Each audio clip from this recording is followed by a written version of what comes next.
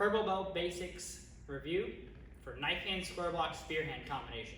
First, a demonstration.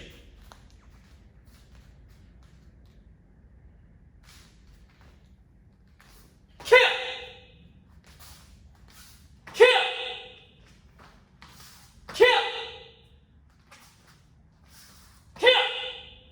Hustling back. Now, this move is based off of two basics that all of you guys already know at this point. It's going to be a square block, but the only change that we're going to make is instead of doing our square block with this, we're going to open our hands up and make them knife hands. So this move is called knife hand, square block, spear hand combination. So we already have the first part, knife hand, square block. It's going to be demonstrated exactly the same as you would a square block. If you need to review square blocks, we have a video for that, should be easy to reach. Make sure you're solid on square blocks before moving on. Knife hand, square block, spear hand combination. Stepping first into a back stance. It's going to be two stances in this move. The first basic is going to be different than the rest of them, and I'll tell you how in just a second. So knife hand, square block. Now we've got a load for a spear hand. Our front hand is going to fold over. That's the pizza hand.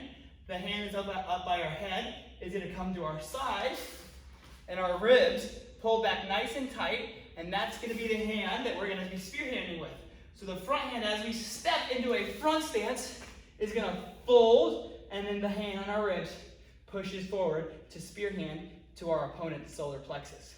So number one is different than all the other ones because we had to step forward to get into our back stance. Well, now that we've already stepped forward, we have our stance. Instead of stepping forward to get into our stance, we're going to take our back foot and we're going to step behind our front foot to get ourselves into this back stance. Then we're going to load exactly the same. Front hand folds out in front, back hand pulls down to your ribs. We're going to push forward into a front stance now, fold and step, kill. Loading, this hand that is underneath my elbow for the spear hand is going to stay on bottom.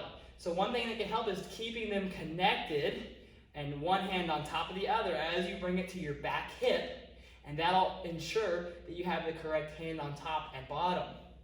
Another hint to help you guys with that is that the hand that goes across your belly should be on top. So check that right now.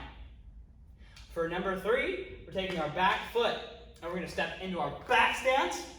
Then we're going to load. We're going to step forward and spear hand. Kill! Keeping connected, sliding our hands together. Stepping with our back foot behind, locking into position, really nice, tight and strong before we move forward. Kill! All right, so the whole time you're doing this move, you're gonna have nice, sharp knife hands. There's no hand transitions from fist to knife hands, and so that means you wanna keep it sharp and tight the whole time with your fingers tight together. Sometimes if we throw it out, and I think I even did this, it can be easy for a little pinky to escape, but you gotta tell that pinky no. And bring them tight together. Keep your hand nice and flat. Don't let it bend too far forwards, or don't let your hand cup like this, like you're trying to hold water in your hand. What you want to do is you want to flatten your hand so you can hold a cup of water. You can set your glass down and it won't fall over. So it's a lot more efficient if you're trying to hold water in your hand to hold it flat like this than to cup it and try to pour water into your cupped hand. That's a bad example, but that's classic Gary there. That's knife hand, square block. You guys go get them.